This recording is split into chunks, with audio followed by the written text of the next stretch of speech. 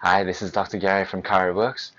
Today I'm going to be showing you a very, very effective spinal mobility exercise. Now, spinal mobility, why is it important? Because we're always stiff, we're always stuck every day in the same positions, and everything gets locked down and shut down. This is one of the reasons why we get stiff necks and neck pain, headaches as well, and of course for back, not just the back pain, but your sciaticas and your slip discs, right? Your disc protrusions. So the more that we can start to get our spine mobile, each vertebra mobile, then we start to decompress. We start to get so much more flexibility through our body, and of course we get the ease that comes along with being able to move freely.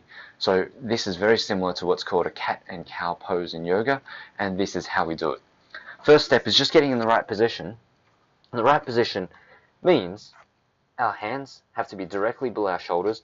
Same with our knees. We want vertical lines right here. So if we're out here too far this way, or of course too close this way, it doesn't work. So try to find that comfortable position where we're vertical in through here, vertical in through here. Now once we have that position, the only other thing to think about, of course besides having your feet straight, so try not to have them bent in this way, so keep them neutral there. The other thing to think about is our shoulders. A lot of the time people will collapse this way, and we don't really know how to maintain our high shoulders up here.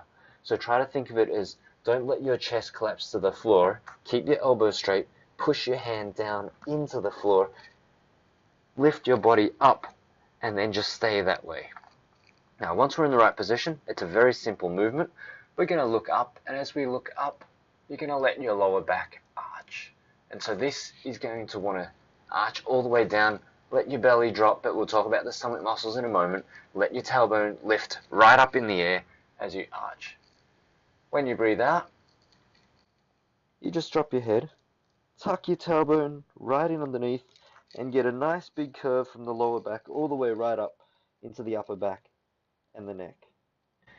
Again, breathing in, letting the back arch all the way down. And as you breathe out, tucking right underneath and squeezing your stomach muscles to tuck your tailbone down even further. So all you're going to do is you're going to do 10 breaths, which means 10 repetitions of this. And then after that you can relax. Now, a couple of quick things. Firstly, mistakes. The most common mistake that I see people make is they let everything collapse and drop. So that their shoulders drop, and especially when they arch here, their body starts to do something like this. Okay? What we want is we want to maintain. Nothing moves in my arm, in my shoulder blade. It stays completely still there.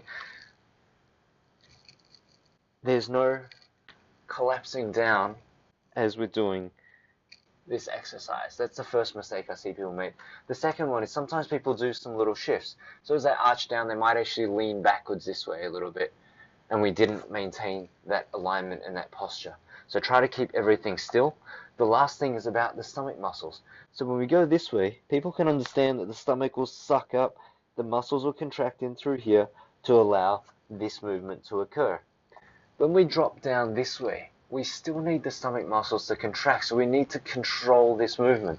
And what you realize is that actually in the whole body, the core muscles, they help us generate power, or they help us stabilize, because when we're in certain positions, our core is always going to be working, whether lightly or strongly depending on the demand of that activity. So when we're in this position, we're arching our lower back, our back might be compressed and vulnerable, so we need to make sure that we just sustain and we hold that. So one way of just checking that is if I'm just sitting or standing here, if I reach my hands towards the ceiling, I might find that my ribs start to flare out. You may be able to see in the video my ribs flaring out here. So all I need to do is get my stomach muscles to pull down, and suddenly my ribs aren't flaring up anymore, and now I've got my stomach muscles contracting and working just to support certain movements. So when we do it, and we're even in this position or this position, that our stomach muscles, they're still working that whole time.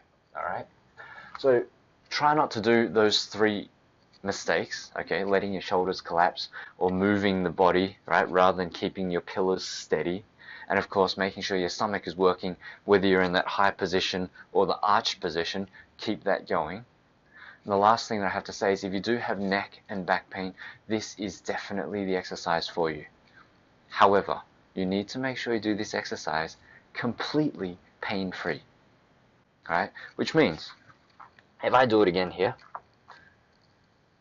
and I arch my back and go, oh, that's really, really painful. And if I go here and I go, oh, that's really, really painful, I need to stop before the pain starts. So let's just say, oh, the pain started there. I might stop here, or I might even stop not even that far, so back off a little bit.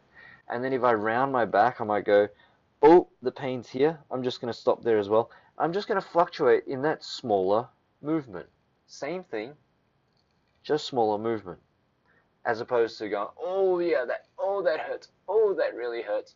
We don't want to go down that path, okay? And the reason's really simple. The moment we cause pain, two things happen. First thing, more pain, more vulnerable. Our body feels unsafe. It's going to block, it's going to protect, it's going to shut down, it's going to stop you from moving freely. It's also going to compensate. And when it compensates, we start using other muscles, or we start to do things wrongly just to get by because, well, it hurts. So we're actually creating more problems when we work through and try and push through pain.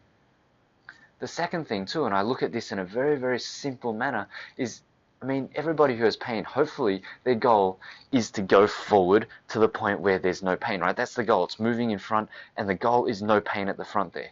And of course, well, if you go backwards, then it's kind of getting worse, right?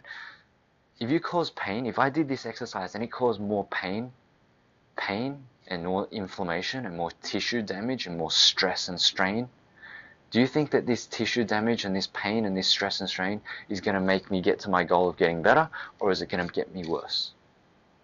Yeah, there's a good chance that every time you cause pain, you're creating more stress, more pressure, more tissue damage, more injury, more inflammation.